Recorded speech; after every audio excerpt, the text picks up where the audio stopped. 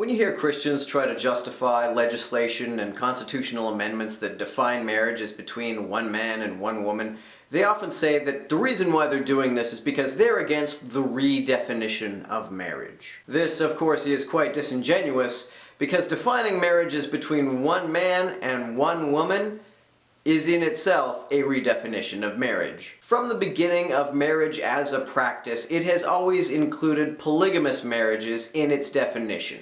When you look at the many thousands of years that marriage has been practiced, this definition of marriage as being only between one man and one woman is relatively new. Seeing marriage as being exclusively monogamous is a very Christian thing to do. And the scriptural basis of Christian monogamy is somewhat unclear. There's certainly nothing in the Old Testament that defines marriage as monogamous. There are a ton of characters in the Old Testament, some of whom are heroes of Judaism, like Abraham, who were polygamous. Polygamy isn't really mentioned in the New Testament, but it's not explicitly forbidden either. But nowhere in the Old Testament or the New Testament is marriage explicitly defined as monogamous. So these laws and amendments to state constitutions in the US, while people say they are aimed at preventing the redefinition of marriage, ironically, outright redefine marriage. To say that marriage is between one man and one woman is a radical redefinition of marriage. So redefinition is not really what Christians are afraid of. When you ask a fundamentalist Christian what they think the danger of gay marriage is,